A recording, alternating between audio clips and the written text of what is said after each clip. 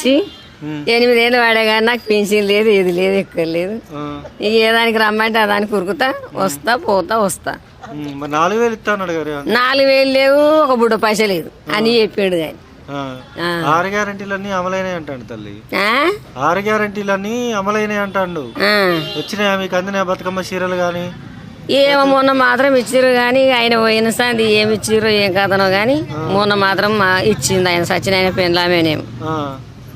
ఆమె పేరు రాదు, నాకేం పేరో ఎక్కువనో కానీ ఆమె పంపించింది ఆ చీరలు పంచిర్రు. పెన్షన్ అంటే బిల్డింగ్ ఉన్నది అంటారు, కొడుకులు ఉన్నది అంటున్నారు, అవి ఉన్నది అంటున్నారు. వాళ్ళే కట్టించారేమో సర్కారు నాకు వెళ్ళిగా. ఇప్పుడు ఇక్కడ కేసీఆర్ పరిపాలన మంచిగా ఉందా, బీఆర్ఎస్ పార్టీ పరిపాలన? అప్పుడే మంచిగా ఉన్నది, అప్పుడే మంచిగా ఉంది, ఇప్పుడేం మంచిగా ఉన్నది.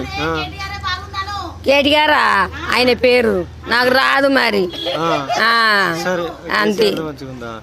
మరి మహిళలకి 2,500 సన్న బియ్యం వస్తున్నాయి తల్లి. సన్న బియ్యం వస్తున్నాయి కొడుక. 3 నెలలు ఒకసారి ఇచ్చిర్రు, పోయిన నెలలు ఈ నెలలు మళ్ళీ వస్తాయో సన్న ఇస్తారు ఆ బియ్యం. అయితే బతుకమ్మ చీరలు వచ్చినాయి తల్లి. బతుకమ్మ చీరలు ఎప్పుడు ఇందిరమ్మ చీరలు రాలేవు. రాలేదా?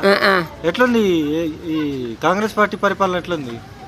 ఎట్లున్నది? అన్ని చెప్పారు, ఏమి ఇస్తలేరు. మరి 6 గ్యారెంటీలు ఇచ్చినా అంటా ఉన్నాడు కదా. 6 గ్యారెంటీలు అన్ని అందినాయా?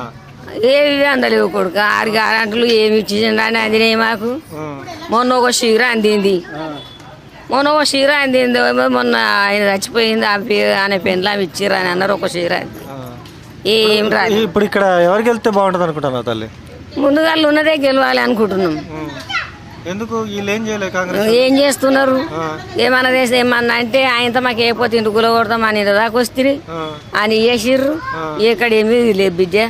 ఇండ్లు గుల కొట్టినట్టు నెత్తి మీద పెట్టుకొని మొత్తుకుంటే చూస్తున్నాం టీవీలలో. మాకు అసలు చేయొద్దు, మళ్ళా గెలిపి రావాలని మొక్కుతున్నాము.